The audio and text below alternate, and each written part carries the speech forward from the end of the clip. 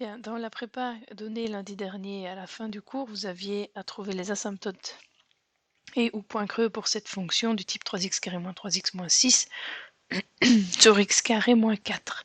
Première étape, de toute façon, condition d'existence, le dénominateur doit être différent de 0.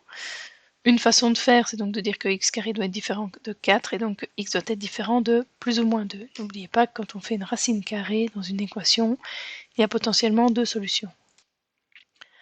Certains vont préférer peut-être utiliser le produit remarquable x moins 2 fois x plus 2 qui doit être différent de 0. Une solution ou l'autre, hein, vous ne devez pas faire les deux.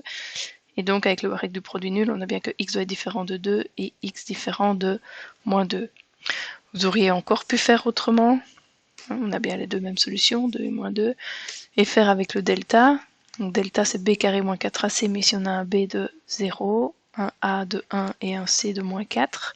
Ce qui fait un delta de 16. Et si delta vaut 16, il y a une solution qui vaut moins b sur 2a. Pardon, il y a deux solutions, moins b plus ou moins racine de delta sur 2a.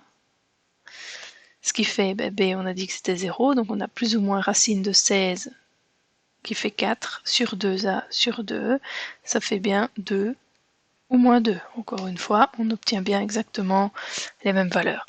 Vous ne devez évidemment pas faire les trois, hein. Une seule suffit. Bon, si je continue avec la première, de toute façon, j'ai un domaine qui a la forme R privée de plus ou moins 2, ce qui veut dire sur une ligne des réels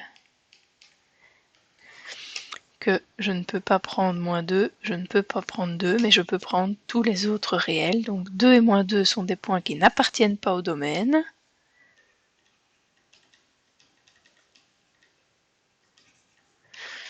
Mais ils appartiennent à l'adhérence du domaine de f.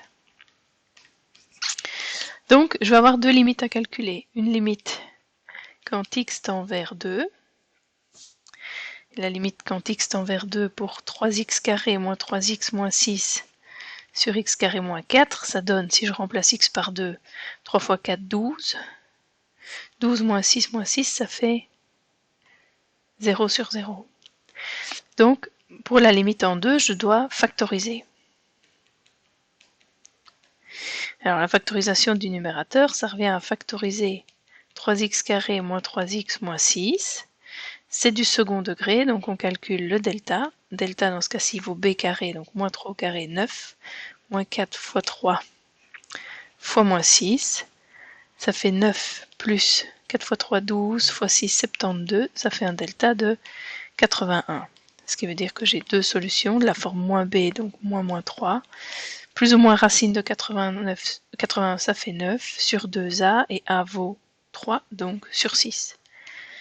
La solution avec le plus, ça va faire moins 3, plus 3, 3 plus 9, 12, sur 6, 2. Si je fais la solution avec le moins, 3 moins 9, ça fait moins 6 sur 6, ça fait moins 1. Mon numérateur se factorise donc sous la forme 3 fois x moins 2 fois x plus 1. Il ne faut pas oublier que c'est x moins la première racine, x moins la deuxième racine, donc ici moins ça devient plus, et on n'oublie évidemment pas de recopier le a qui va me donner les bons coefficients ici devant. Ça c'est pour le numérateur. Le dénominateur, lui, beaucoup plus simple puisqu'on l'a déjà revu dans les conditions d'existence. X carré moins 4 c'est une différence de 2 carrés, donc c'est x moins 2 fois x plus 2. Ce qui veut dire que mon calcul de limite va pouvoir se réécrire de la manière suivante.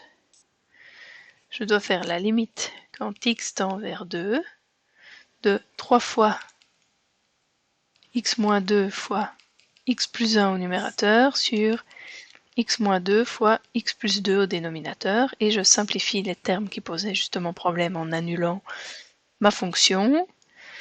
Et donc cette limite pour x tendant vers 2, elle devient la limite pour 3 fois x plus 1 sur x plus 2. Si je remplace le x par 2, ça va faire 3 fois 2 plus 1, donc 3 fois 3, 9, sur 2 plus 2, 4. Ce qui veut dire qu'on a un point creux en 2, 9 quarts. Puisque 2 n'appartient pas au domaine, mais je peux m'en approcher, les images ne vont pas faire partie du graphique, mais je vais pouvoir m'approcher de 9 quarts. Bien, ça c'était le premier cas de figure. Deuxième cas de figure, on avait la limite quand x tendait vers moins 2. Et donc si je calcule ma limite pour x tendant vers moins 2 pour ma fonction initiale,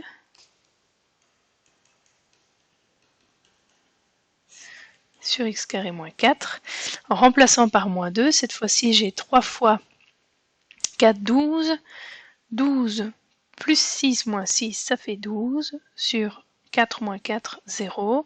Et donc là, c'est la limite de l'inverse qui s'annule.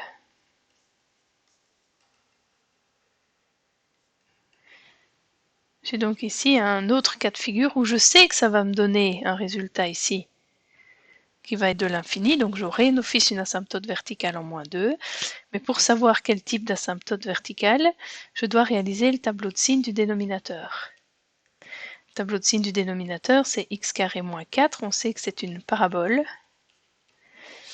qui est tournée vers le haut, puisque le signe devant le x carré est positif. Et deux racines en 2 et en moins 2. Donc une parabole qui est tournée vers le haut avec deux racines, c'est positif aux extérieurs, nul au niveau des racines et négatif entre les deux. Donc pour ma limite en moins 2, je dois étudier ce qui se passe quand je m'approche de moins 2 par la gauche et de moins 2 par la droite. Je n'aurai pas besoin de la partie droite du tableau puisque 2, on a résolu le problème, c'était un point creux. Donc je regarde juste le signe aux alentours de moins 2 et je sais que la limite quand x tend vers moins 2 moins pour ma fonction, ça va valoir 12 au numérateur, ça n'a pas changé, hein, c'est le 12 qui était ici, que je dois diviser par des valeurs proches de 0 mais négatives, puisque je vais travailler avec les valeurs qui se trouvent ici, donc 0 plus, ce qui me donne d'office une valeur infiniment grande et positive. Et si je fais la limite quand x tend vers moins 2 par la droite pour ma fonction f de x, j'ai aussi 12 au numérateur, mais cette fois-ci, je vais travailler avec des valeurs qui s'approchent de 0, mais par les négatifs. Donc sur 0 moins, alors qu'au-dessus, j'avais bien du 0 plus. J'ai du positif divisé par du négatif, ça donne de l'infini négatif. La limite en moins 2, pardon, pour ma fonction f de x, elle n'existe pas. Mais j'ai une asymptote verticale qui a pour équation x égale moins 2. Et avec tout ça, je vais pouvoir faire une petite esquisse de mon graphique, qui sera évidemment loin de la réalité, mais je sais qu'en 2, 9 quarts, je vais avoir un point creux. Voilà, je ne sais pas comment est la fonction autour de 2, 9 quarts, mais j'ai mon point creux. Et je sais qu'en moins 2, j'ai une asymptote verticale. Par la gauche, mes images vont devenir de plus en plus grandes, alors que par la droite, les images vont devenir de plus en plus petites. Donc ici, j'ai bien des images qui deviennent de plus en plus grandes, c'est cette zone-ci. Et des images qui là deviennent de plus en plus petites quand je m'approche par la droite, c'est cette zone-là. Voilà, ça c'est une esquisse complètement incomplète, hein, donc il faudra attendre le prochain chapitre pour savoir comment elle se comporte exactement.